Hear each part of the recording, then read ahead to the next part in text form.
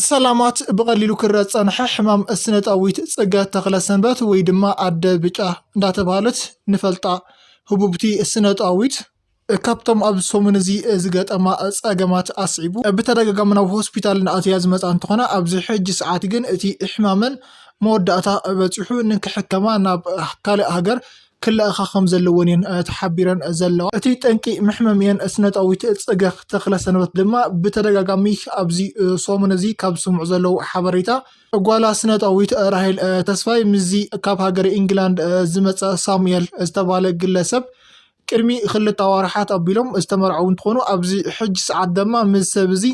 ብምፍላይ ኣስዒቡን ብዛዕባ እዚ ጉዳይ እዚ ንብርክት ዝበሉ መዓልታት ክትቋይቁን ኣብ ጉሃይ ወዲቃ ከም ፀንሓት ዝፍለጥ ኮይኑ ድሕሪ እዚ ጉዳይ እዚ መዕለዊው ሕማቅ ምዃኑ ኣስዒቡን ምስ ጓላ ጎንፂ ፈጢራ ከም ዝነበረት ዝፍለጥ ኮይኑ ብዚ ዝተለዓለውን ናብ ሆስፒታል በተረጋጋሚ ኣቲወን ዝነበራ እንትኾና ኣብ ትማሊ ዝኣትወቶ ናብ ሆስፒታል ግን ኣብዚ ሕጅ ሰዓት ናብ ካልእ ሃገር كل أخالون بمنجدي حكمناوي تغيرن أب كلا هاجر كتلن كجبرا خمسة لوني نتحبر زلو بزعبا زحبريتازي ملو ززراتنا بخم قربنا لنا سنة صنحيت مستخحت اني زبحال دولسي كانو بكل مبصحنا دمر مراد خنغبر كايلكم انا سبا ناي رئيس مرمرا خطغبري يمرصل انا فتاوادو ناي رئيس مرمرا انا منتاي ابرس قندي دلو تصقم دلا مسيل واس مركوسات دربي اي بلا بوي نسو دا ابزي وراس مخوسات تقبلي عند حاتني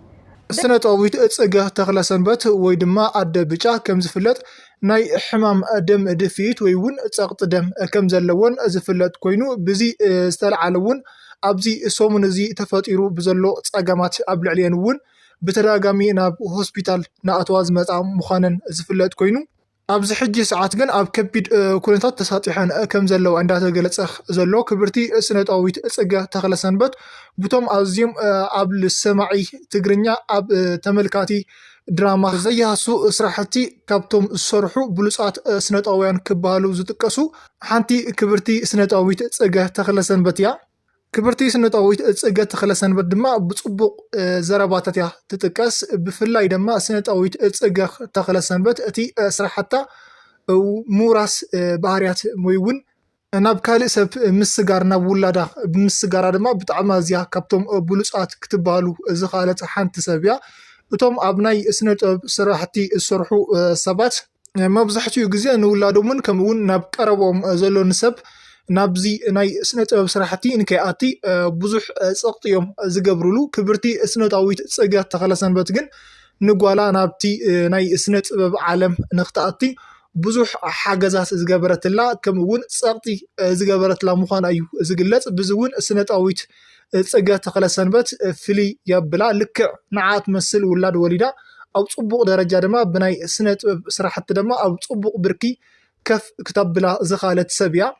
ስነጣዊት ጽገ ተኽለ ሰንበት ወይ ድማ ኣደ ብጫ ድማ ፍሊ ዛብላ ድማ ኣብቶም ናይ ኤርትራ ናይ ሕሉፍ ዛንታታት ዝንቱ ድራማታት ኣዝዮም ጽቡቕ ዝኾኑ ግደ ናወፈት ዝመጸት ሰብያ ብፍላይ ከዓ ኣብቶም ናይ ሕሉፍ ናይ ኤርትራ ታሪካዊ ዝንቱ ፊልምታት ድማ ብጣዕማ ኣዝዮም ከበድቲ ምዃኖም እዩ ዝሕበር ኣብቲ ዋንሱ ድማ ዝያዳ መሳርሒ ኣብ ዘይነበረሉ ሰዓት ድማ ብቶም ዘለዋ ህያባት ተጠቒማ ድማ ኣዝዩ ጽቡቕ ዝኾኑ ድራማታት ደርፍታት ሰሪሓ ዝተረፈት ሰብ ምዃና እዩ ዝግለጸላ ኣብ ገድልውን ካብቶም ጽቡቕ ዝበሃል ግደ ዘወፈዩ ስነጣውያን ሓንቲ ከም ምዃና እዩ ዝግለጸላ ኣብቲ ኣብ ገድሊ ኣብ ዝነበረትሉ ሰዓት እውን ኣብ ናይ ስነ ጥበብ ስራሕቲ ጽቡቕ ብምብርታዕ ሓቦብ ምስናቕ ካልኦት ሓገዛት እንዳገበረት ጽቡቕ ዝኾነ ግደ ካብ ዘወፈዩ ስነጣውያን ኣብ ገድሊ ሓንቲ ምዃና እዩ ዝግለጸላ ድሕሪ ካብ ገድሊ ምምላሳ ድማ እዛ ስነጣዊት ጽገ ተኽለ ሰንበት ኣብ ካሊእ ስራሕቲ ኣይነጠፈትን እቡ ኣቢላ ኣብቲ ስነጥበብ ስራሕቲ እያ ክትሳተፍ ክኢላ ካብቶም ብቐዳማይነትን ከምኡውን ብጽቡቕ ተሳኺዕሎም ካብ ዝተረፉ ሰባት ስነጣውያን ድማ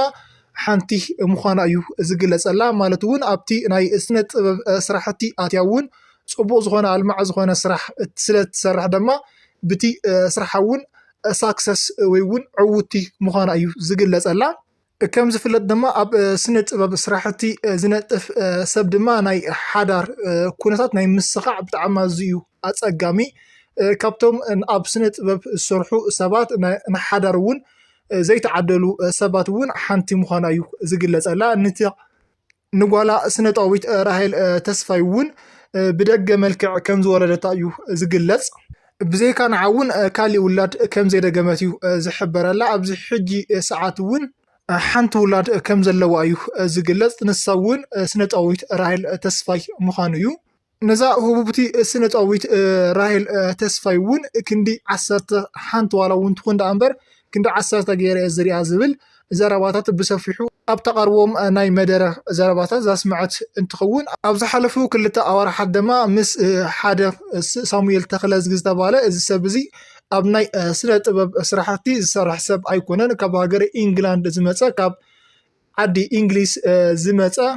ኤርትራዊ ዲያስፖራ እዩ ምስ ሰብ እዚ ድማ ከም ዘመርዓየታ ዝፍለጥ ኮይኑ ኣብዚ ሕጂ ሰዓት ድማ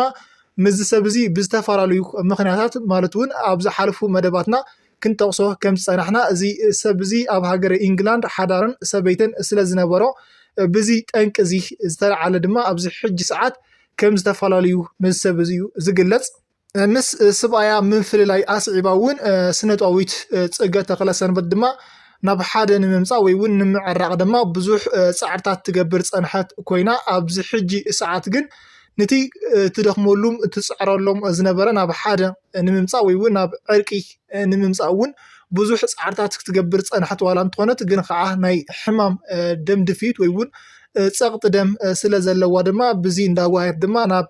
ሆስፒታል ብተደጋጋሚ ተኣቲ ከም ዝነበረት እዩ ዝግለጸላ ድሕሪ እውን ምስ ጓላ ስነ ጥበቢት ራሄል ተስፋይ እውን ጎንፂ ፈጢረን ምንባረን እዩ ዝሕበር ብዚ ዝተለዓለ እውን ኣብዚ ሕጂ ሰዓት እውን ኣብ ሆስፒታል ኣብ ከቢድ ኩነታት ከም ዘለዋ እንዳተገለጸ ዘሎ ብዚ እንተቐፂልክን እውን ኩነታት ሕማምክን ናብ ካሊእ ሃገር ክትከታተልኦ ክንልእኸክና ዝብል ዘረባ ከም ዘስምዕዎን እዩ እቶም ዶክተር እናተሓበረ ዘሎ እምበር እውን ክቡራት ሰማዕትና ብዛዕባ ስነ ጥበቢት ጽገ ተኽለሰንበት ዝነበረና ሓበሬታ እዚ ይመስል ኣብ ቀጻሊ መደብና ብዛዕባ እዚ ጉዳይ እውን ኣስፋሕ ኣቢልና ናቕርበልኩም መደብ ክልየና እዩ ንሎም ኣብ ዝኣኽለና ሰላም ያረኽበና